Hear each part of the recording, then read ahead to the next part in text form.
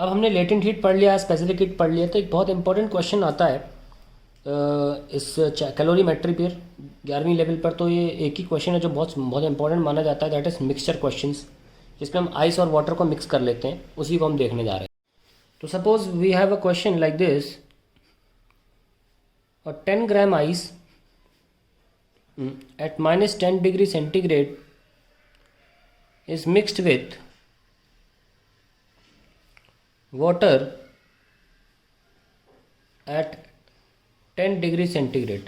Water भी 10 gram ले लो, with 10 gram water at 10 degree centigrade. What is the resulting final mixture? ये थोड़ा पिक्यूलर क्वेश्चन है, सिंपल क्वेश्चन नहीं है ये, ठीक है। 10 ग्राम की आइस है, उसको अब 10 ग्राम वाटर मिक्स कर दिया, तो फाइनल मिक्सचर कैसा होगा, इसको करके देखते हैं। ट्यूटोरियल है, ये समझ लेंगे तो इस तरीके के सारे क्वेश्चन हो जाएंगे सॉल्व। आइए देखते हैं। मान लीजिए 10 ग्राम पानी था, 10 ग्राम बर्फ़ डाल दी उसमें। तो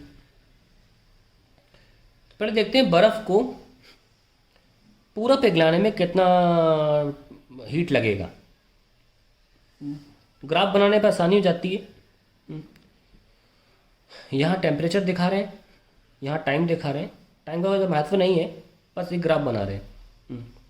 बर्फ़ -10 डिग्री सी पर है, तो पहले तो वो बर्फ़ जो है वो इस तरह से, आपको ये ग्राफ भी बता दूंगा मैं, इजी होता है। ये भी बताया नहीं था मैंने, मैं सोचा इस क्वेश्चन में इंक्लूड कर दूँ ग्राफ दिखाना। तो बर्फ़ जो है -10 पर है, और ऑब्वियसली थोड़ा उसे -10 से 0 तक आने में टाइम लगेगा, तो टाइम एक्सिस पे आगे कहानी बढ़ रही है। यहाँ पे बर्फ़ जो हो गई है वो 0 डिग्री सेंटीग्रेड पर है, वो बर्फ़ ही है। अब वो मेल्ट होके पानी बनेगी, और हमें पता है मेल्टिंग के दौरान या वेपराइजेशन के दौरान, कोई भी फेस चेंज के दौरान टेम्परेचर नहीं बढ़ता, तो वो ऐसे दिखाना होगा, टाइम लगेगा पर टेम्परेचर नहीं बढ़ेगा। पूरी पिघल गई, तो हमें देखना है ये कितनी एनर्जी है, और फिर हमें चेक करना होगा क्या पर्याप्त एनर्जी पानी में है जिसको लेकर ये बर्फ़ पूरी पिघल सके। क्योंकि एनर्जी यानी कि आई मीन टू से हीट, हीट तो पानी से ही लेगी ना बर्फ़। क्या पानी 10 ग्राम पानी के पास इतनी एनर्जी है भी कि वो बर्फ़ को दे पाए, पूरी पिघला पाए? तो पहले चेक कर लेते हैं। आइए चेक करते हैं। क्यू यानी कि heat required by ice to completely melt it, क्या होगा? जब जब टेढ़ा है तब तक लगेगा mc डेल्टा टी, और जब सीधा है तब तक लगेगा फ्यूजन वाला लेटेंट वाला फॉर्मूला। यहाँ लगाते हैं ml, यहाँ लगाते हैं mc डेल्टा टी, ये ध्यान रखना हमेशा। ये आइस है तो आइस की सी वाली वैल्यू लगेगी, तो मैं आपको दे देता हूँ क्योंकि इलस्ट्रेशन है, मैं वैल्यूज़ लेके चलता रहूँगा। 2100 जूल पर केजी केल्विन आइस की सी की वैल्यू होती है, और आइस की एल की वैल्यू होती है, यहाँ पे आइस की मेल्टिंग की वैल्यू चाहिए पड़ेगी, तो होती है 3,36,000 जूल, ठीक है।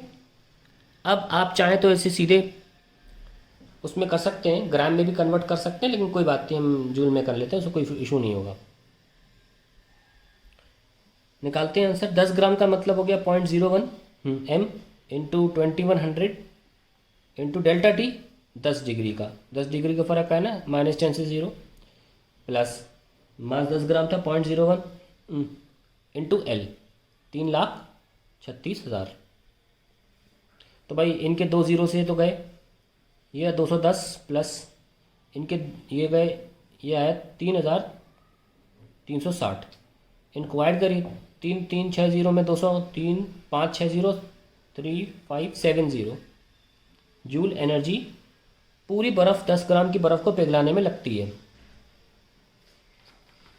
आगे बढ़ते हैं। क्या पानी के पास इतनी एनर्जी है?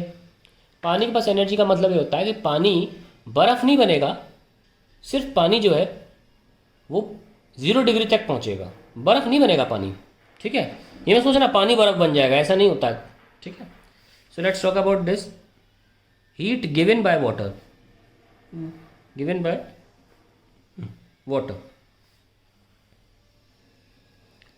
तो इसमें आप पानी की बात करें अगर, तो पानी अभी टेम्परेचर 10 डिग्री सेंटीग्रेड पर है, और अपनी हीट देकर 0 डिग्री तक आ सकता है और लिक्विड ही रहेगा, आप इसको बर्फ़ ना बनाएं। एम सी डेल्टा टी कितना है, m 0.01, ये भी 10 ग्राम था। पानी का सबको पता है 4200 जूल पर केजी केल्विन होता है, 4200 जूल पर केजी केल्विन। और टेम्परेचर चेंज कितना है, 10 का। तो ये हटाइए कितना, 420। इसका मतलब पानी के पास टोटल एनर्जी सिर्फ 420 ही थी, टोटल हीट सिर्फ 420 है। पानी 420 के ऊपर जा ही नहीं सकता, यानी कि बर्फ़ पूरी नहीं पिघलेगी। 210 तो पानी के पास 420 है, बढ़िया है 210 तक, तो यानी कि पानी इतना तो कर देगा कि बर्फ़ को 0 डिग्री तक तो ले आएगा। और बची 210, ये तो बहुत ज़्यादा बची है ना। आपको अभी 3360 अमाउंट ऑफ एनर्जी चाहिए कि आप 10 ग्राम की आइस को आप पिघला सकें पूरी तरीके से, पर उसके पास अब रिमेनिंग 210 ही है, रिमेनिंग उसके पास सिर्फ 210 है। तो वो थोड़ी सी बर्फ़ पिघला देगा बची हुई 210 से। कितनी पिघलाएगा, let's see. Since water has only 420 joule of heat, it will raise the temperature of ice by 10 degree centigrade by giving 210 joule of heat and will melt a small part of ice by remaining 420 minus 210, that is 210 joule of heat। तो 210 that is Q is equals to M into L लगा के आप solve कर सकते हैं। ये M जो है हमको पता करना है कितना मेल्ट हुआ, Q कितना है 210 बचा हुआ, मास निकालना है, लेटेंट हीट कितनी, 3,36,000। तो कितना आया, 210 डिवाइड बाय 336 1 2 3। तो ये हटाओ कितना बचा, 21/336 10 की पावर -2 9 3 7 3 112। तो कितनी बार जा रहा है, हम इसको लिख सकते हैं करीब ये जाएगा। इसको हम अगर 11 बना लें 10 करके तो यहाँ -1 आ जाएगा, ओके। और फिर 7/11 को अप्रॉक्सीमेटली 0.625 में लिख रहा हूँ, 10 की पावर -3 ग्राम। बहुत ही कम मात्रा में जो बर्फ़ है, यानी कि मिलीग्राम, ये मिलीग्राम हो गया ना, 0.625 मिलीग्राम बर्फ़ पिघल गई। तो रिजल्टिंग मिक्सचर का मतलब सुनिए क्या हुआ, ऐसे ही करने होते हैं क्वेश्चन, ध्यान रखिएगा, कोई और तरीका मत अपना लेना। रिजल्टिंग मिक्सचर क्या हुआ, आपके पास 10 ग्राम पानी था और 10 ग्राम बर्फ़ थी। अल्टीमेटली हुआ क्या,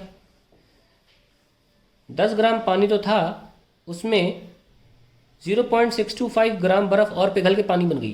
तो फाइनल मिक्सचर क्या हुआ, फाइनल मिक्सचर हुआ 10.625 ग्राम ऑफ वाटर और बचा हुआ 9.375 ग्राम्स ऑफ आइस। और क्योंकि आइस अब भी मौजूद है तो फाइनल टेम्परेचर ये हुआ, क्योंकि आइस अभी भी मौजूद है तो फाइनल टेम्परेचर हुआ 0 डिग्री सेंटीग्रेड। जब तक आइस मौजूद है टेम्परेचर मिक्सचर का 0 डिग्री सेंटीग्रेड रहेगा। तो जब आंसर देते हैं ऐसे क्वेश्चंस का, आपको ऐसे देना होता है। ध्यान रखें, आप जब भी इस तरह के क्वेश्चंस मिलेंगे, आपको पानी को सिर्फ 0 डिग्री वाटर तक ही लाना है, पानी को पिघला के बर्फ़ नहीं बना देना, और समीन सॉलिडिफाई करके बर्फ़ नहीं बना देना, वैसा होता नहीं है, ठीक है। क्योंकि इतनी एनर्जी, मतलब उसके लिए बहुत सारी एनर्जी खींचनी होगी, वो पॉसिबल ही नहीं। तो इस बारे में सोचना नहीं है आपको, आप सिर्फ पानी 10 डिग्री सेंटीग्रेड, कुछ भी क्वेश्चन इस तरह के दिया हो, पहले आप पूरी बर्फ़ को पिघला लें। और अगर आपके पास पानी की पानी से जितने भी टेम्परेचर पर है वहाँ से 0 तक आते आते अगर आपकी एनर्जी उतनी पर्याप्त नहीं है जितनी जैसे यहाँ निकली थी 3570, तो ऑब्वियसली ये पार्ट तो आपका पास होगा थोड़ा बहुत, इसमें से आप देख सकते हैं कितनी एनर्जी आपके पास है और उसके कॉरेस्पॉन्डिंग कितना मास मेल्ट होगा आइस का, वो हम निकाल सकते हैं। अगर मान लीजिए आपका ज़्यादा हो जाएगा तो ठीक है, पूरी पिघल भी गई और फिर आप उसको आगे टेम्परेचर भी बढ़ा सकते हैं, ठीक है। तो मैं अब इसको ख़त्म कर देता हूँ यहाँ पे।